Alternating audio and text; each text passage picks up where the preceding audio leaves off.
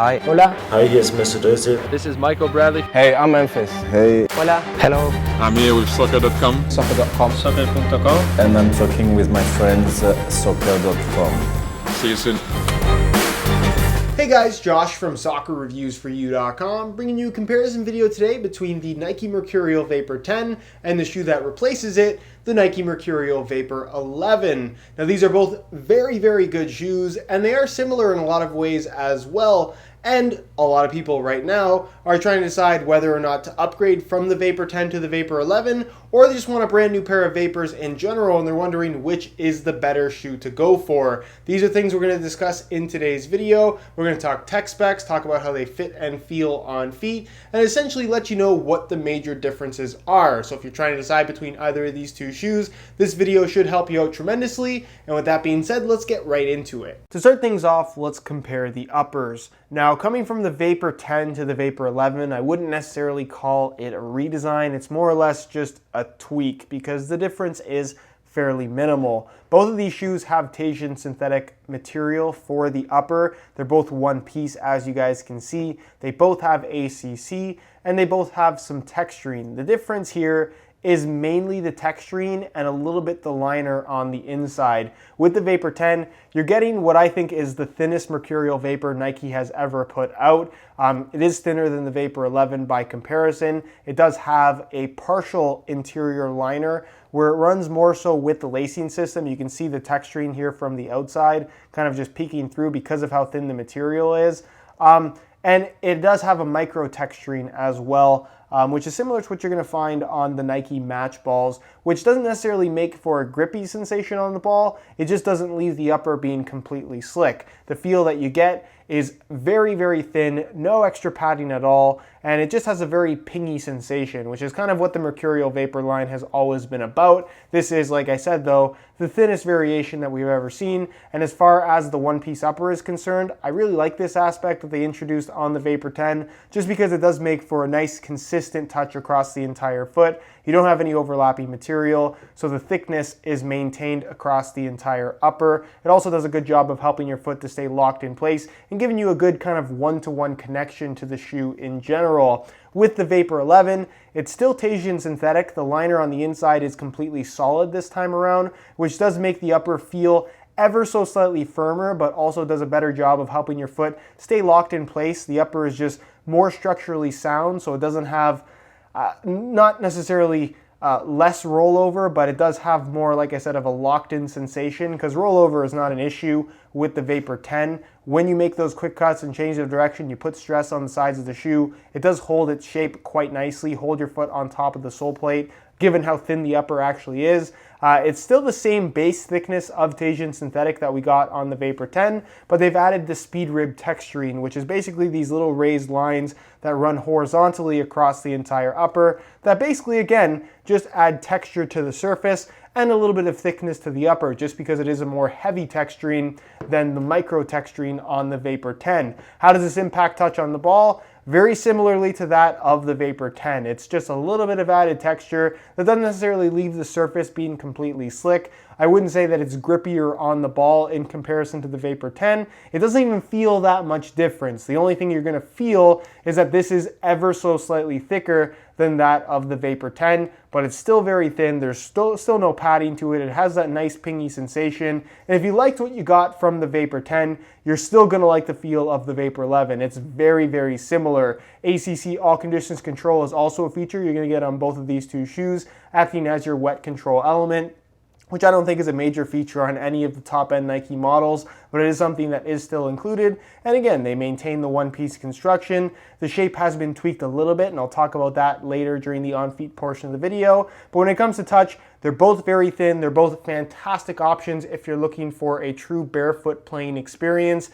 And there really isn't anything to complain about with either of these two shoes. I wouldn't necessarily call the Vapor 11 an improvement in the touch category over the Vapor 11. Like I said, it's more or less just a tweak. When it comes to sole plates and stud patterns, this is where I feel Nike has definitely made some improvements over the previous model with the Vapor 11. And that's not to say that the Vapor 10 was bad. This is still a very good shoe, still a very good performer, even in comparison to the Vapor 11. So with the sole plate, it's a compressed nylon material, And then of course you get the firm ground stud pattern, which we saw on the previous generation of Mercurial, which works extremely well. The sole plate is on the thinner side, has really good flexibility to it, and the stud pattern works as you would expect a Mercurial stud pattern to work. It's kind of the same shaped studs we've been seeing from the line ever since it was first created, just in a slightly different layout that works extremely well. On firm natural grass, this provides some of the best multi-directional traction that you can get from any shoe at all.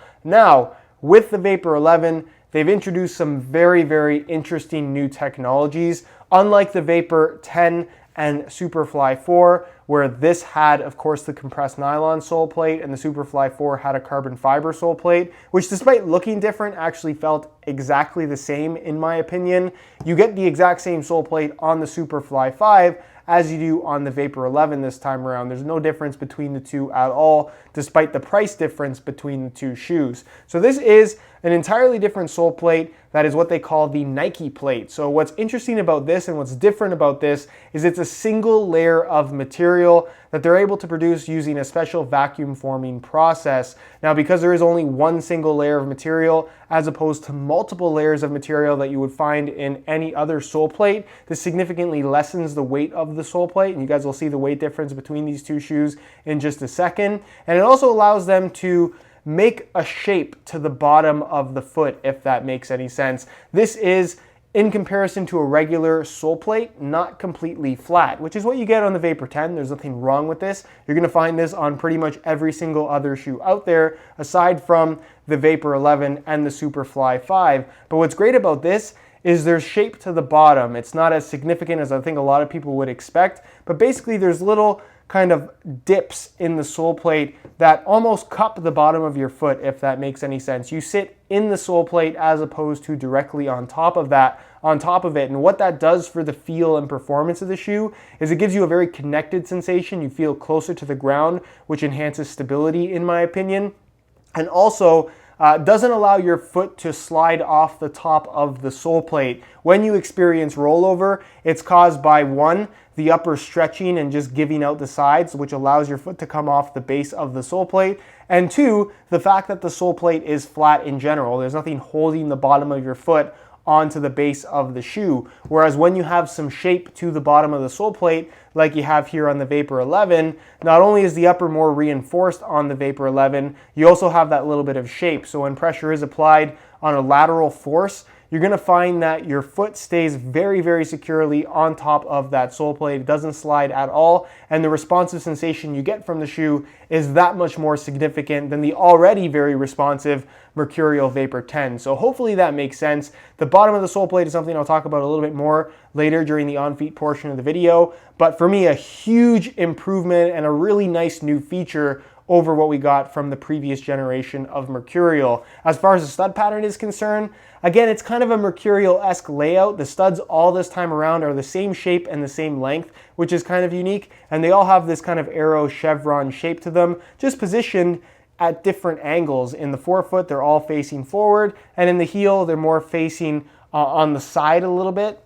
And what this translates to is the most aggressive traction that we've ever gotten from a Mercurial. Every single stud pattern they seem to change gets better and better, and this is, like all the previous ones, the best one they've ever put out. It really is that good. The amount of grip and bite you get when pushing off in any direction, as good as the Vapor 10 is, the Vapor 11 and this new stud pattern in general is that much better. They've positioned studs very close to the tip of the toe, which really gives you that nice amount of grip when you are kind of being quick on your feet and trying to be as nimble as possible. The bite you get is tremendous, and from a traction standpoint, again, a nice improvement over the previous model that was definitely no slouch. This is a great shoe when it comes to the sole plate and the traction that you get from the stud pattern, but the Vapor 11 is that much better, not only in the sole plate construction, but also the stud pattern as well. So for me, that is the major difference when you're talking about comparing the Vapor 10 and the Vapor 11. The sole plate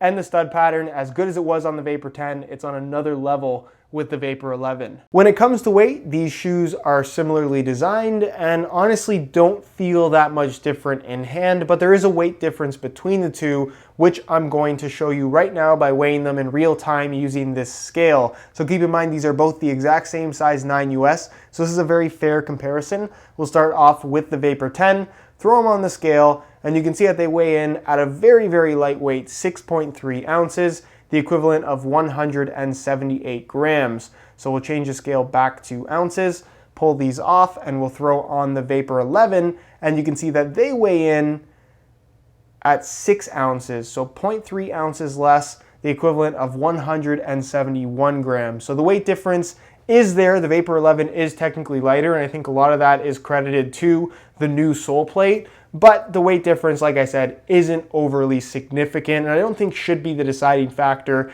if you're trying to pick between these two shoes. They're both very, very lightweight. For me, the big difference is going to be the sole plate, the stud pattern, and the difference in feel that sole plate and stud pattern has in comparison to the Vapor 10. So again, if you're trying to pick between the two, just know that they're both very, very lightweight, and it shouldn't really be the deciding factor. When it comes to fit and feel, again, the difference between the Vapor 10 and 11 is fairly minimal, but there is a difference nonetheless. With the Vapor 10, obviously it's a very tight fitting shoe, pretty much no extra space on the inside. The one-piece upper wraps your foot very closely. And again, you get that nice kind of one-to-one sensation with a super thin synthetic upper that's surprisingly flexible and pretty comfortable on your foot. With the Vapor 11, you kind of get more of the same. It's the same general shape. If anything, the shoe fits ever so slightly tighter in the toe box and forefoot area, but the difference is quite minimal. But the rest of the shoe, in terms of the upper at least, feels pretty much identical to that of the Vapor 10, which is not a bad thing at all because the Vapor 10 fits absolutely fantastic, and you can say the same about the Vapor 11 as well. Underfoot though, that's where you're going to notice the biggest difference. The Vapor 10 obviously just has a more standard sole plate. It's completely flat, and it's perfectly fine. There's nothing wrong with it. But when you step into the Vapor 11, you immediately notice a little bit of shape that this sole plate has. You sit a little bit deeper in the shoe, and it just has more of a connected sensation, and also your foot is kind of more locked in place more efficiently, I guess, just because of that shape to the sole plate as well as the more reinforced upper. So does take some getting used to. It'll feel a little bit strange for the first 10-15 minutes, but you stop noticing it and you more so notice the, I guess, benefits of having a little bit of shape to the sole plate as opposed to it being completely flat. So in terms of what the major difference is with fit, it's mostly the lockdown and just general security of the Vapor 11 because of the sole plate difference that I would say is the main improvement. As far as width is concerned, they're both very tight fitting shoes. So if you have wide feet, the Mercurial line in general probably isn't the best option, especially the Vapor. It has that nice tight fit, but again, the width and general shape is pretty much identical. So if you fit in the Vapor 10, you won't have any issues in the Vapor 11 either. And as far as sizing is concerned, I'm wearing my usual size 9 US here, and the fit and the length is absolutely perfect. So if you are looking to order either the Vapor 10 or 11, I would recommend going with your normal size in order to achieve the best possible fit. All right, guys, that is it for my comparison between the Vapor 10 and the Vapor 11. As far as which of the two is my personal favorite, like I mentioned in the video, the uppers are for the most part very similar to each other. The general fit and feel of the shoe hasn't changed all that much, but the sole plates and stud patterns have. And for me, I think it's undeniable that the Vapor 11 does have a better sole plate and certainly a better stud pattern in comparison to the Vapor 10. So of the two, I think the Vapor 11 is the better shoe overall. It is my personal preference. But if you're just on the market for a pair of high-end Mercurial Vapor shoes, you'll get a similar experience from both of these models. So if you want the best of the best,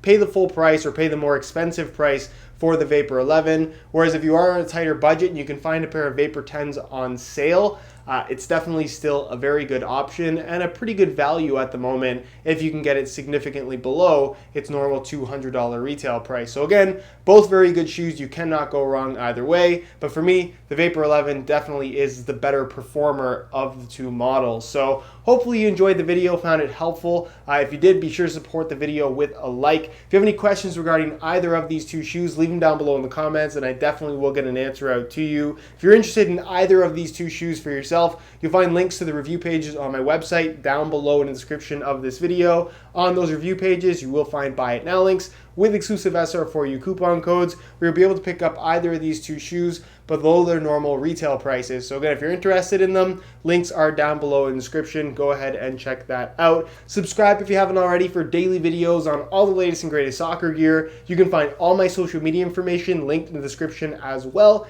And other than that, guys, hope you enjoyed today's video. As always, thanks for watching.